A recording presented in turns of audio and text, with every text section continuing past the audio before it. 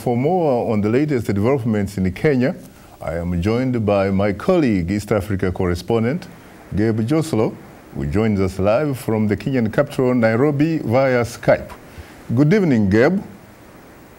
Good evening, Shaka. How are you? I am terrific. How is the weather like, and what about the political temperatures on the ground?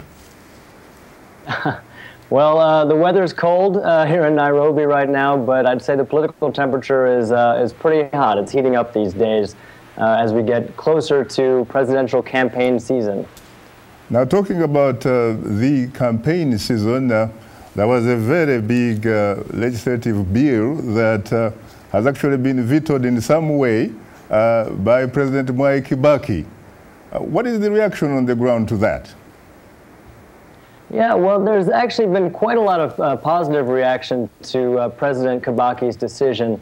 If you'll look in the statement that he released, he noted that the reason he was rejecting this bill was because the two issues that it was presenting, which would have been banning members of parliament from participating in the election if they have party hopped in the last year, and also banning anybody who didn't have a university degree. He noted that those two issues were already being presented in court in Kenya, and therefore the parliament didn't have any right to rule on it. There's also been a lot of interesting reaction to the university degree part of that, in that a lot of Kenyan citizens have said, well, the Constitution guarantees that anybody who wants to hold office should be able to represent any part of the population, and that requiring a university degree was unfair. In that it limited the number of candidates. I should also note that should they actually enact that law, there would be 80 members of parliament who would not be able to participate in elections. But why is it that there is a group of people on the ground which pretty much insists on the university degree? What is in a degree, really?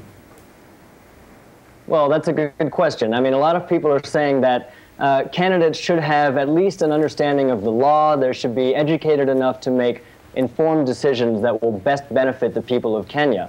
But of course, as I mentioned, this would affect 80 members of parliament.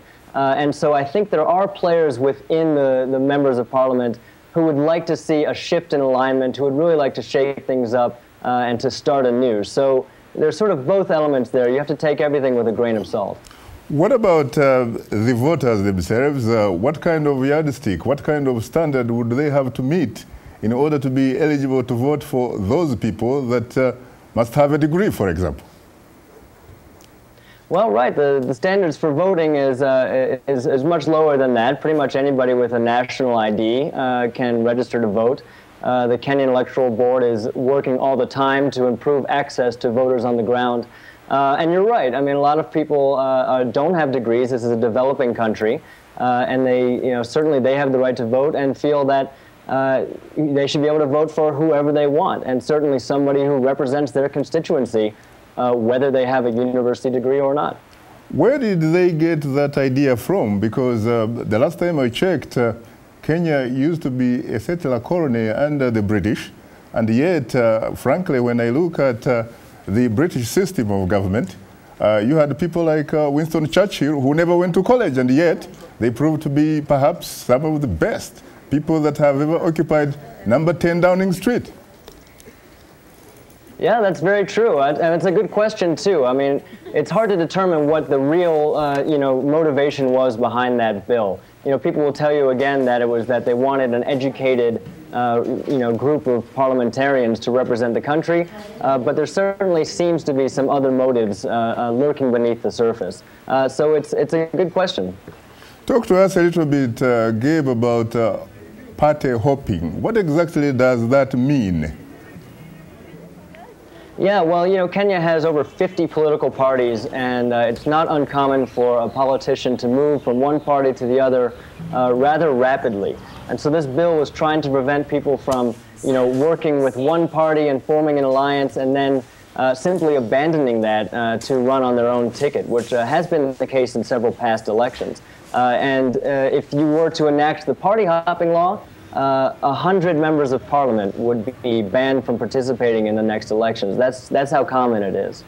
So how would this, for example, affect some of the key players? We're talking about Musalia Mudavadi, who left the ODM recently and embraced another party. We're talking about Uhuru Kenyatta, who left KANU and embraced another party, and so did William Ruto. How does this particular decision affect those three? Exactly, and that will be determined by the interpretation of the law to see if it would retroactively apply to those candidates who have already left their parties. Certainly Mudavadi was one of the biggest people to abandon the party of ODM, with, who was seen as a potential running mate for Raila Odinga, Prime Minister, has since abandoned that party. And, you know, as we get closer to campaign season, we can expect there will be a lot more people threatening to leave parties. So it's really more the effect that will have on freezing people where they are and keeping them with the parties that they've already aligned with. So it could potentially really throw a wrench in the system and stop a lot of people from gravitating from one party to the next and forming new alliances. Thank you very much, Gabe, for your insight.